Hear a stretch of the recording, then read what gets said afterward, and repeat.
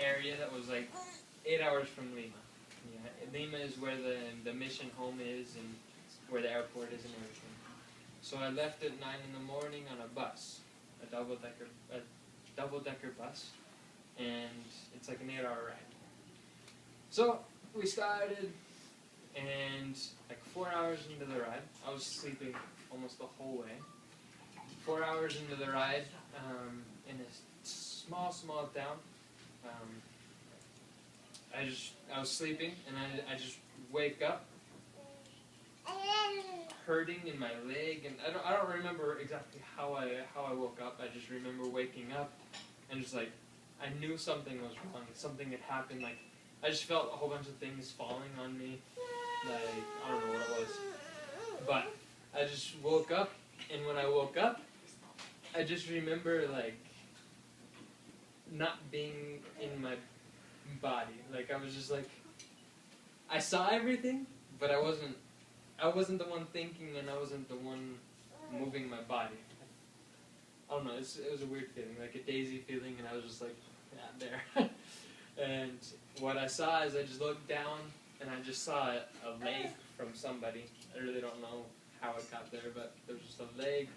I don't remember seeing the person to my left that was sitting here, because it was just a wall again. And there were just some people that I don't remember ever seeing again. And then I saw a person, the helper that was in like, the helper that gets all the tickets. I was on the first floor, and there's a door to get in the first floor. It's like the first class or something like that. And he walked in, and he was completely in flames. And I was like, whoa, what's happening? And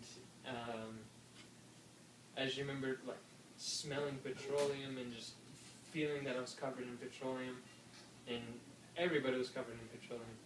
And I was like, well, I don't want him to get close to me because I'm going to get caught on fire. So I tried to get out of the seat. I couldn't do it. And I remember I had my seatbelt on. So immediately I went for my seatbelt, and just immediately I took it off. I don't know how. I didn't even have to look for it. It was just really easy. And then I felt led to the back of the bus. I don't know why I went to the back of the bus, but I just went there. And when I got there, I just remember that there was a guy kicking the window, and he was trying to break the window. I was like, yeah, kick it. But it wasn't breaking, and somebody told him the hammer. So he took off the hammer, and he broke the glass with the hammer. It immediately started to break, but once everybody saw that one of the windows was breaking, everybody went for that window. And like everybody was fighting to get out, and what happened is like somebody pushed me, and I got pushed into a seat, and like I don't know, I was just calm, and I just sat there in that seat waiting for everybody to get out of the bus. It was just like, what? I don't really know why I was that calm. And they were just, yeah, but everybody left the window. Did many of those people that were there trying to push to get out, did they look like they were injured very badly, or they just... Everybody was bleeding. Were they? Everybody was bleeding. I'm sure some people had broken bones already. Some people, I really don't remember. But they were, because almost nobody. You said? 90%. Nobody. Almost no one had their seatbelt on. So everybody just got flown everywhere. There was a big pile of people on the ground. So do you think your seatbelt helped save you from a lot of injuries? Tell me about your jacket that you had to help protect you. Oh, I also had a really big jacket because I was in a really cold area. So I had a huge jacket, a thick jacket, and I think that helped me a lot. But yeah, there was a time when everybody had gone out the window, and I saw an opening, and I just went out the window. I don't remember exactly how. So I just remember going out the window. But it wasn't me that jumped from the window. It was somebody else that did it for me. And I just remember waking up. I was like completely in my body again when I hit the ground. Because I hit the ground, and then I slipped because there was a river of petroleum. And when I landed, I couldn't stand because it was really slippery. And I just slipped, and boom. And then I just remember waking up like I was completely in my body, there on the ground. And then I got up and ran to the mountain. I got up the mountain. That's when I saw 2 people die by flames. They were covered in flames, and I saw them drop dead there. And I just remember seeing everybody covered in blood in all parts of their body, and like people had broken legs and from jumping from the window and things like that. But I was just like asking people for a cell phone, and then I realized like, oh, my things are in the bus, and I just remember analyzing the whole situation, like what had happened. I realized that we had been in an accident, and like everything was on fire. And then I just sat down on a rock quickly, and I just prayed and gave thanks to God for saving my life, for helping me out, and then I stood up, and I immediately when I stood up, I just thought, this bus is gonna blow up. I just knew it. I was like, I don't know why I could think like that, because nobody else was thinking like that. Everybody was just sitting there, standing there right by the bus, and I just said, well, this bus is gonna blow up. So I started to walk away, farther away from the bus, and then the helper that was completely in flames before, somehow had gotten his shirt off and wasn't in flames anymore. But his skin on his hands was completely off until his like fingertips, and it was just hanging there on both of his hands. And his face, his skin on his face was just hanging. And he just said, "Hey, Aldo, do you have a cell phone?" I was like, "No, I don't have a cell phone. I've been asking everybody." And he just said, "Hey, can you help me get to an ambulance?" And I said, "Yeah, I'll help you to get to an ambulance." And so we started walking farther away from the bus, and I helped him down the mountain. And luckily we got down the mountain, and when we got down, a car pulled up to carry people to the hospital. Right when we got down there, it was just like, everything was just like perfect. God was just like putting everything in the way. And so I helped them get in the car. They wanted me to go in the car, and I just said, well, I'm okay. Like, I'm still walking. I'm okay. I just had a few things, and I had my handkerchief. I had cleaned my face off and my hand off a little bit. And I really didn't realize my knee. But I just said, I'm okay. Just he needs to get there, and there's other people that are over there that like are terrible. They need help. And they said, yeah. He got in the car, and they went up. And then I started to walk a little bit farther away, like 2 seconds later, and the bus exploded. And I just remember seeing fire and So and you didn't smoke. have full view of it then, because you're kind of No. behind the hills Uh-huh. there. I didn't have full view of it, but I could see part of the bus, and I could see up in the air like a mushroom. Oh, And right when that happened, I just started to run, and I ran down the interstate, and some people stopped me, like, "Whoa, what's happening? Why are you injured? Like, well, like, tell us what's happening. Why are we backed up, and why are you injured?" And I was just like, "Well, like, we got in an accident. A tanker truck hit the bus, and a double-decker bus, a transportation bus, and the bus blew up, and the petroleum is, because the petroleum, it was like on a hill like this. We were going up, and he was going down. So the petroleum was running down the interstate, and it was in the gutter on the side of the road, and the fire was following the petroleum. And I was just like, the fire is coming here, the petroleum is getting to this place where all of you guys are at, Sue. And the guy just said, the other guy that I was telling this to was just like, "Look up there, there's another petroleum tank. There's another truck of petroleum that was first in the line of all the people that were there." Oh my gosh. So he just started telling everybody to back up, like, back up. So they got all the cars out of there, and then I got in his car, and I asked him for a cell phone. They gave me a cell phone. I called the office and everything, and he started to drive away. And then like he got stopped, and his wife got out, and I was like, "Yeah, we'll get out too." And we started to walk, and then it exploded again. And I was like, "Whoa!" Which The bus. The bus. The bus exploded again. And so I started running. I had the woman's cell phone. And I just started booking it. And I was like, I ran really fast, but I just like stopped in a place, and I was like, yeah, I'm sufficiently far away, and I called again to the office, and yeah, I got everything done. And then we just kept running because the petroleum just kept coming and coming and coming in the fire. Did it get under cars at that point, or? No, all the cars had gotten out. You got them out. And the cars kept backing out and backing out and backing out, and then there were ambulances in like hospital trucks that were going back and forth carrying people. Like I saw a whole bunch of trucks with just bodies covered in blankets and just like. So did that fire then come on down the road? The fire along. So it came a long way. Oh. But I had run like a good half a mile. Like I had run a good ways away from the bus, and like I couldn't even see the bus anymore. I just saw the smoke. Did either of the petroleum tankers blow? The one that was hit, yes. That one did. I think that was the other explosion. But what happened is, yeah, so we kept going, and I just called a few people, and then I just like sat down on like a rail, I don't know what, the bearing, the railing of the guardrail. the guardrail. It was like, yeah, my knee's starting to hurt. Like, they had told me that, like, look at you need to go to a hospital. I was like, no, I'm good. They're like, look at your knee.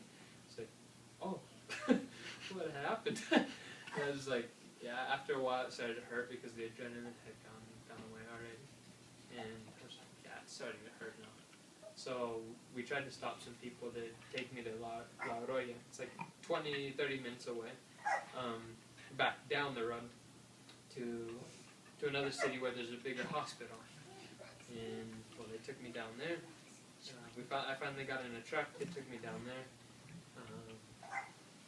We got there. I don't know how I got there before other people, because they were already carrying a whole bunch of people, but I got there before most of the people. And I got in there, and they just like, well, what's your name? How you doing? What are the problems? And I just told them, and the first thing they did is they cleaned my hand off, and then they had me stand up, and they gave me a shot in my butt, a painkiller, and then they cleaned my knee, and when they lifted up my pants, I just saw the gash. I was like, oh, and I almost fainted, and they gave me some oxygen, and then I was getting better, and then I just saw them wheeling in people on beds, on those beds in the hospital, and they were completely burned and just like mutilated, bodies mutilated. And I was like, I almost fainted again. I just said, I can't see these things. If you want to do something with me, I can't be here. So they took me to another place, and I just waited there for like 6-7 hours because there were other people that were terrible, and there, like every hour or so, you could just hear cries of families that were of lost ones and things like that. So, how many people were on the bus, do you estimate? 65 people. And how many of them do you think made it? I don't know. There were 7 people that burned. That's what the report said. But how many died in impact? How many died with the explosion? How many bodies are just bones and they couldn't find? Like, I really don't know. Yeah, they said 7 burnt to light and then like 20-something else died. So, something on that.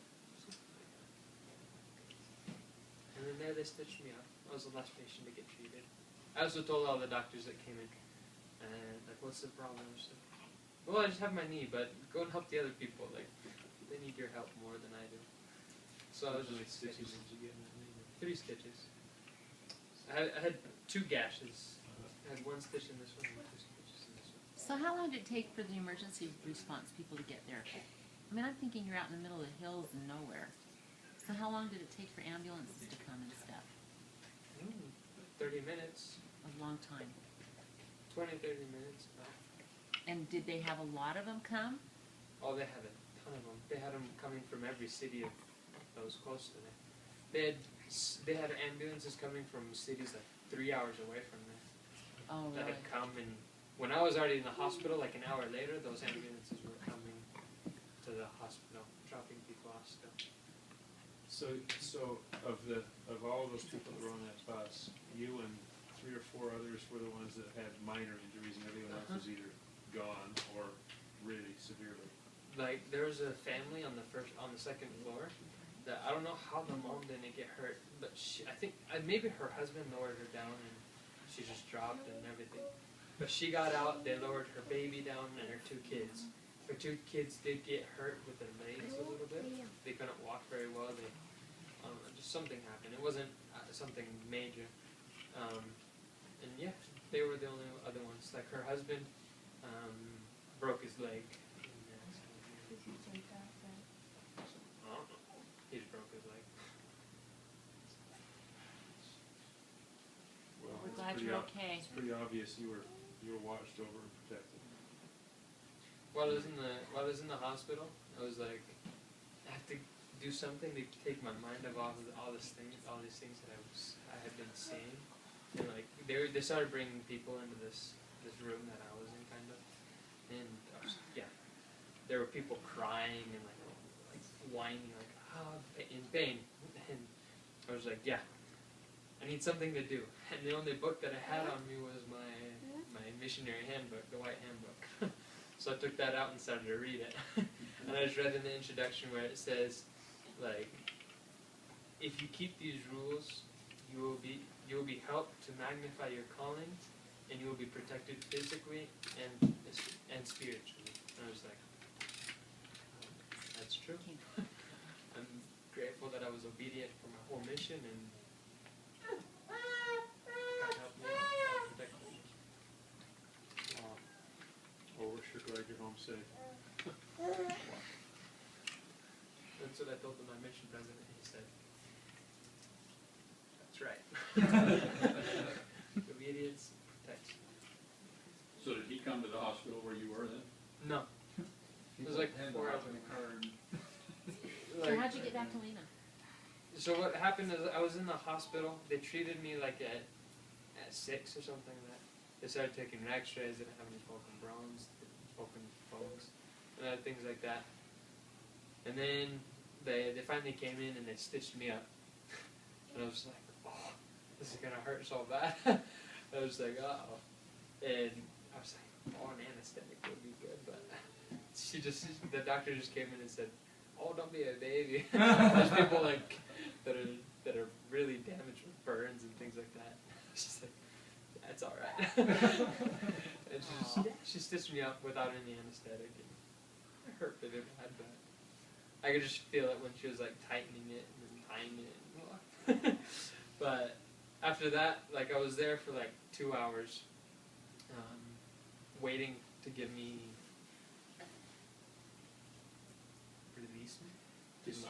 just discharged, to be discharged. And they finally gave me discharge at like 8:30 in the night. And other people had already gone to other hospitals, had already gone home, and other things like that. But I was the last one to get discharged. Really? But while I was just sitting there, there was just like a whole bunch of newscasters with cameras that had come in and just in the I hospital. saw your interview on the... And just record people that are burned, that are broken. They just come in and just record everything. And they came in and recorded me like 3 times. And then there was another person, because they had already given me, they had already discharged me. And I was like getting ready to change, because I was in my garments. They had taken all my clothes off. They had given me a hotel gown, or a hospital gown. And I was in that, and I was getting ready to change, and so I was just in the garments, and then like a cameraman comes in. I was like, what? I was like, I'm not gonna talk right now. I was like, no. And he was like, but. I was like, no. Right now, no. It's like, I'm changing. Great. But But yeah, they took me out in a wheelchair. I went to the elders' house that were living there in that city in La Arroya, and I slept there for the night because I had talked with President Ardila, and he had said, well, I want you to be here tonight. Like, I'm already. He was really worried, and he just wanted me to be safe with him, and I was like, well, President, I'm pretty scared of traveling right now. It's like, I don't want to travel. So he was like, yeah, you can stay there, you can rest, and you come in here early in the morning. So yeah, So I did you stayed ride there. on a bus or in a No. car? Or? we rented a whole car. Like there was a driver, and we bought all the 4 seats. And I traveled with another elder. We went to Lima. And did that kind of scare you? Were you a little jumpy getting in the car? No.